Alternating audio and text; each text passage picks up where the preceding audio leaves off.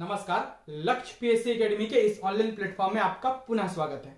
आज हम पढ़ने वाले हैं भारतीय इतिहास में लेक्चर नंबर 44, जिसमें आज हम भारत के वायसराय का पार्ट 1 कवर करेंगे। पार्ट 2 कवर होते ही पूरा स्वतंत्रता आंदोलन तक की पूरी घटनाओं का एक मोटा मोटी पूरा ब्यौरा है वो आपके सामने आ जाएगा। उसके बाद घटनाओं को बारी बारी से चर्चा करेंगे और बस जल्दी ही पूरा भारतीय इतिहास आपका समाप्त हो जाएगा यहाँ पर। ठीक है, हम बात करेंगे अब भारत के वायसराय के बारे में। वायसराय कैसे आते हैं, क्यों आते हैं, ये बताता हूं। तो लॉर्ड कैनिंग 1856 से लेकर 62 तक है ना, इनका कार्यकाल रहता है। तो ईस्ट इंडिया कंपनी के अधीन भारत का अंतिम गवर्नर जनरल था ये। भारत के गवर्नर जनरल को अब भारत का वायसराय कहा जाने लगा। क्यों? 1857 की क्रांति आती है, लोग ईस्ट इंडिया कंपनी को आड़े हाथों लेते हैं और महारानी को डर लगने लग जाता है कि भाई मेरे हाथों से भारत की सत्ता छीन सकती है। तो वो ईस्ट इंडिया कंपनी को 1858 में भारत शासन अधिनियम लाकर, याद रखेंगे डेट, 1858 में भारत शासन अधिनियम लाकर पूर्णतः भंग कर देती है। अब ईस्ट इंडिया कंपनी पूर्णतः भंग और अब भारत का शासन पूर्णतः ब्रिटिश क्राउन के अंतर्गत चलेगा। ठीक है, अब भारतीयों के लिए अच्छे दिन आने चालू हो जाते हैं, है ना। तो यही हम बात करेंगे। तो 56, 57, 58 तक ये गवर्नर जनरल रहते हैं। 58 में जैसे ही अधिनियम आता है तो वो वायसराय बन जाते हैं, कौन? Lord Canning.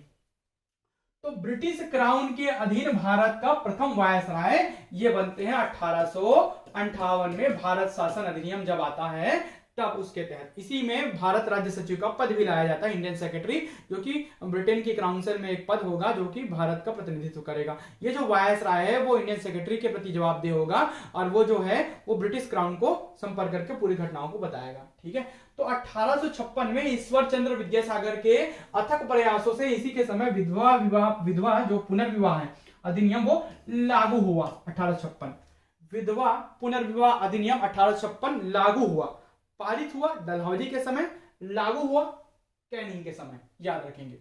1856 में वुड द्वारा, चार्ल्स वुड जिन्होंने शिक्षा वाला बीज बोया, शिक्षा आयोग, शिक्षा है, तो वुड द्वारा सिफारिशों के आधार पर भारत में कलकत्ता, बंबई, मद्रास में विश्वविद्यालय का गठन किया गया। किसकी तर्ज पर? जो ब्रिटेन में विश्वविद्यालय है उसकी तर्ज पर कलकत्ता, बंबई, मद्रास में विश्वविद्यालय का गठन किया गया। सिफारिश किसने की थी? वुड ने पत्र लिखा था, पत्र लिखकर सिफारिश की थी कि यहां भी विश्वविद्यालय बनने चाहिए। कलकत्ता, बंबई, मद्रास में विश्वविद्यालय का गठन इन्हीं के कार्यकाल में हुआ। ठीक है, 1857 का विद्रोह इन्हीं के शासनकाल में हुआ। विद्रोह के बाद सरकार हिल जाती है और 1 नवंबर 1858 को महारानी विक्टोरिया का घोषणा पत्र जारी किया जाता है, भारत शासन अधिनियम जिसे कहेंगे। इलाहाबाद में इसे पढ़ा जाता है, पढ़कर सुनाया जाता है लॉर्ड कैनिंग के द्वारा। ठीक है, भारत में ईस्ट इंडिया कंपनी का नियंत्रण 1858 में ब्रिटिश सरकार द्वारा ब्रिटिश क्राउन को हस्तांतरित कर दिया जाता है। अब ईस्ट इंडिया कंपनी के जितने भी अधिकार थे अब वो अधिकार छीन लिए गए। ईस्ट इंडिया कंपनी पूर्णतः भंग हो गई। अब भारत का पर जितना भी अधिकार होगा वो ब्रिटिश क्राउन के अंतर्गत चला जाएगा। अब महारानी वहां शासन करेगी। इसी के तहत पहला भारत शासन अधिनियम आता है, 1858 पारित हुआ। इसमें बोर्ड ऑफ कंट्रोलर्स और कोर्ट ऑफ डायरेक्टर का पद समाप्त कर दिया गया। साथ ही भारत राज्य सचिव का पद स्थापित किया गया, इंडियन सेक्रेटरी का पद स्थापित किया गया। ये दोनों समाप्त हो गए। पहले ये थे ना जो अलग अलग निर्णय लेते थे, है ना, आरक्षित विषय, हस्तांतरित विषय को अलग अलग निर्णय लेते थे ये लोग अपने हिसाब से। अब निर्णय को लेगा इंडियन सेक्रेटरी लेगा, भारत राज्य सचिव का पद जो सृजित किया गया वो लेगा। 1858 में ईस्ट इंडिया कंपनी के सैनिकों द्वारा सफेद विद्रोह होता है। भाई सैनिक तो रहेंगे, उसके अधीन काम तो करेंगे, तो इनके द्वारा श्वेत विद्रोह होता, सफेद विद्रोह कहते हैं। 1860 में जेम्स विल्सन के द्वारा भारत का पहला बजट शुरू हुआ। प्रथम कागजी मुद्रा भी जारी की गई लॉर्ड कैनिंग के समय में।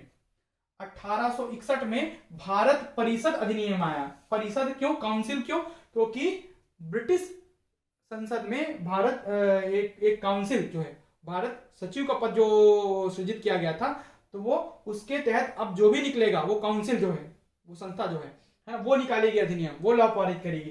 तो पहला भारत परिषद अधिनियम आया, शासन के अंतर्गत भारत शासन अधिनियम, परिषद अधिनियम, काउंसिल एक्ट आया। पहला काउंसिल एक्ट 1861 में पारित हुआ।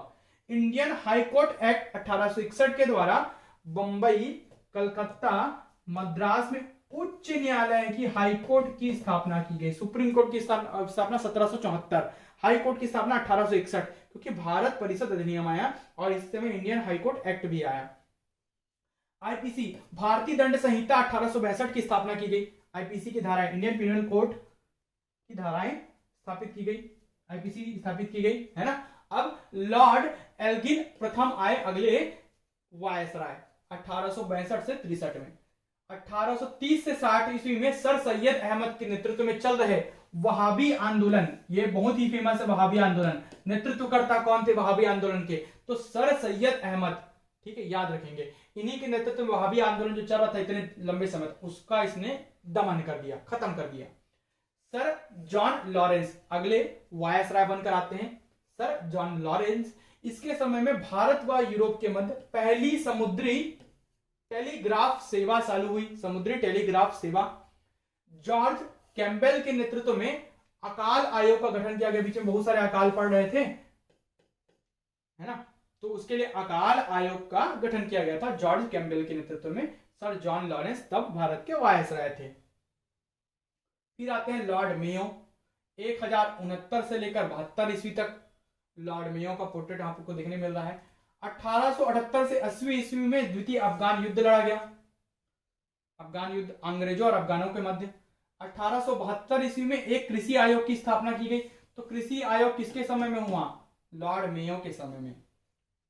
जयपुर में मेयो कॉलेज की स्थापना की गई। 1872 में मेयो के समय एलजी एडवन ने भारत में पहली जनगणना का कार्य किया। तो पहली जनगणना 1872 में, नियमित नहीं है, अनियमित जनगणना है। पहली नियमित जनगणना आगे बताऊंगा, 1881 या 82 है ना। 1872 की बात है अभी। एलजी एडमंड के द्वारा भारत की पहली जनगणना हुई। अब फिर आते हैं लॉर्ड नॉर्थ ब्रुक, अगले वायसराय 1872 से 76 तक। इसके समय में पंजाब का कुका आंदोलन वाली कड़ियां चालू हो गई 1857 की क्रांति के बाद। अब पूरे आंदोलन होंगे, कुका विद्रोह वगैरह। तो कुका आंदोलन हुआ पंजाब में। इसके समय में प्रिंस ऑफ वेल्स, जिसे किंग एडवर्ड सप्तम कहा जाता है, वो भारत आए थे। जिसे प्रिंस ऑफ वेल्स कहा जाता है वो भारत आए। Prince of Wales, king Edward सप्तम, 7th एडवर्ड 7 जो थे, एडवर्ड 7, वो भारत आए थे लॉर्ड नॉर्थ ब्रुक के समय में। किंग एडवर्ड 7, फिर जॉर्ज द 5th, फिर जॉर्ज द 6th, ये भारत पर शासन करते हैं। विक्टोरिया जब खत्म हो जाती है, महारानी विक्टोरिया, उनके बाद उनके जो पुत्र होते हैं किंग एडवर्ड सप्तम 7th, ये क्या होते हैं, भारत के ब्रिटिश क्राउन के उत्तराधिकारी हो जाते हैं। 1857 ईस्वी में सर सैयद अहमद खां द्वारा मोहम्मद एंग्लो ओरिएंटल कॉलेज की स्थापना की गई। मोहम्मद एंग्लो ओरिएंटल कॉलेज की स्थापना सर सैयद अहमद के खां के द्वारा 1875 में। बात करते हैं आगे लॉर्ड लिटन और रिपन, बहुत सारे काम होते हैं इनके समय, लिटन और रिपन। तो लॉर्ड लिटन 1876 से 80। 1877 में ब्रिटेन का महारानी विक्टोरिया के सम्मान में प्रथम बार दिल्ली दरबार का आयोजन किया जाता है। यहां इसे केसरे हिंद की उपाधि दी जाती है। किनको? महारानी विक्टोरिया को। इस समय अकाल पड़ा था और तब महारानी केसरे हिंद की उपाधि ले रही थी, इसलिए इसका बहुत आलोचना हुआ था। ठीक है, याद रखेंगे। भारतीय शस्त्र अधिनियम पारित किया गया। यह अधिनियम ईश्वर चंद्र विद्यासागर के समाचार पत्र सोम प्रकाश को प्रतिबंधित करने के लिए लाया गया था, है ना, अर्थात प्रेस पर प्रतिबंध। सोम प्रकाश जो पत्रिका थी जो ईश्वर चंद्र विद्यासागर प्रसारित करते थे, उनको प्रेस पर प्रतिबंध लाया गया था इस समय, याद रखिए। इसे वर्नाक्युलर प्रेस एक्ट कहते हैं।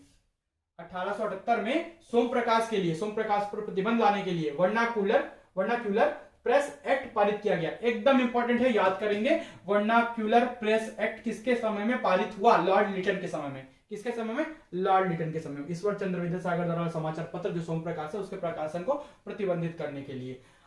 आईसीएस, इंडियन सिविल सर्विस जो थे, उसकी परीक्षा में प्रवेश को रोकने के लिए ताकि ज्यादा भारतीय लोग शामिल ना हो सके, उसको रोकने के लिए भारतीयों की उम्र को घटाकर 21 से घटाकर 19 वर्ष कर दिया गया। बाद में हालांकि सुधारा भी गया, ठीक है, ताकि भारतीय ज्यादा प्रतिनिधित्व नहीं कर पाए, इसलिए। अब लॉर्ड रिपन का कार्यकाल आता है 1880 से 84 तक का। लॉर्ड रिपन, लीटन फिर रिपन। 1881 में रिपन ने रिप दिया अर्थात नियमित जनगणना की शुरुआत करवाई। तो लॉर्ड रिपन के समय में नियमित जनगणना की शुरुआत होती है 1881 में। 1872 में प्रथम जनगणना, 1881 से नियमित जनगणना। अब नियमित हर 10 साल में जनगणना होगी। रिपन को स्थानीय स्वशासन का जनक कहा जाता है। पंचायती जो व्यवस्था है स्थानीय स्वशासन का जनक कहा जाता है, क्योंकि भारत में स्थानीय स्वशासन का प्रारंभ किया गया रिपन के समय में। प्राथमिक शिक्षा देने के लिए हंटर आयोग का गठन किया गया। पूछेगा हंटर आयोग किनके समय में आया? लॉर्ड रिपन वायसराय के समय में आया। विलियम हंटर की अध्यक्षता में हंटर आयोग का गठन होता है। पहला कारखाना, जिसे फैक्ट्री अधिनियम बोलते हैं, कारखाना अधिनियम पारित किया गया।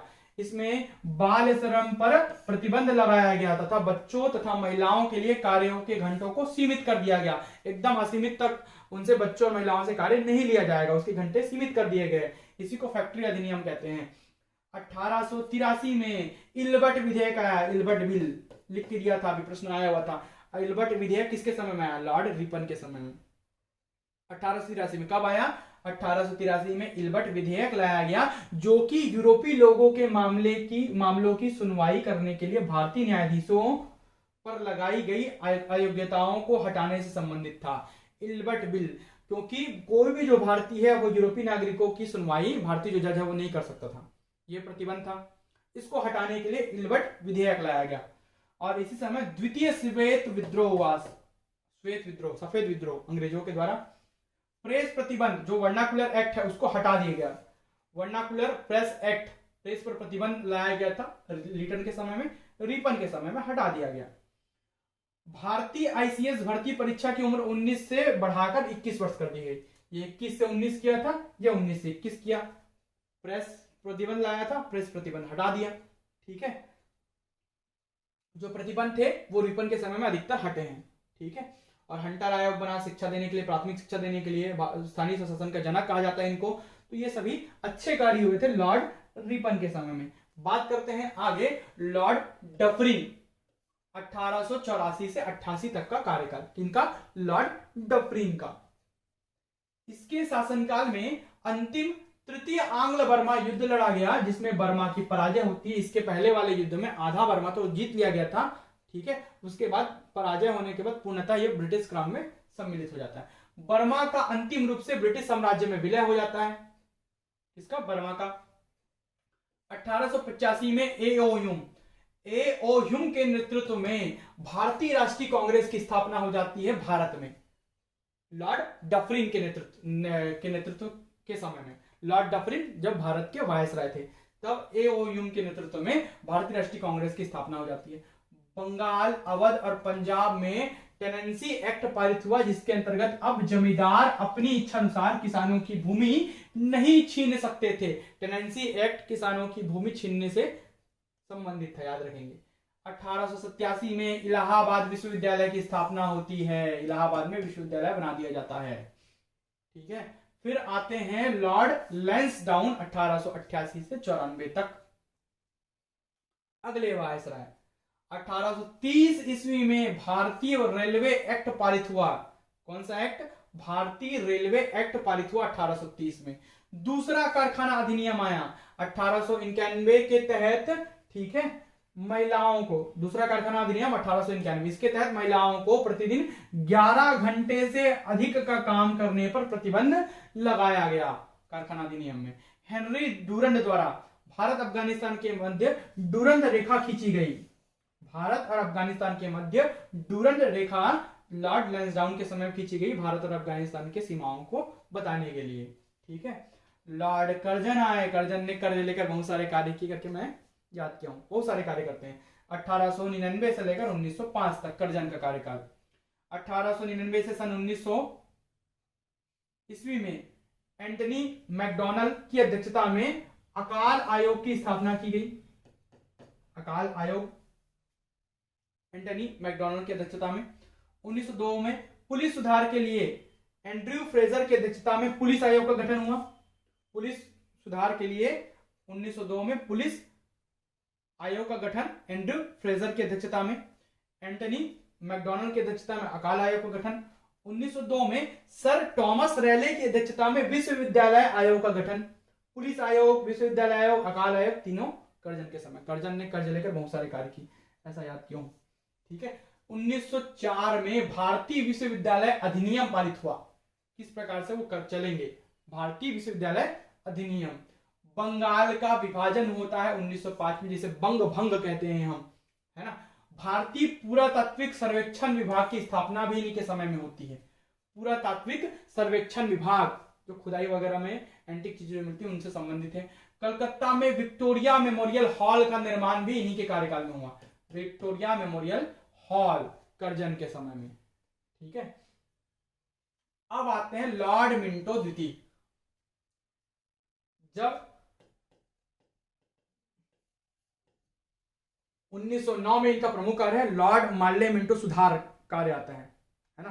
भारत शासन अधिनियम या सॉरी भारत परिषद अधिनियम 1909, मार्ले मिंटो सुधार जिसे कहते हैं, यह मुख्य कार्य था इनके समय में। ठीक है।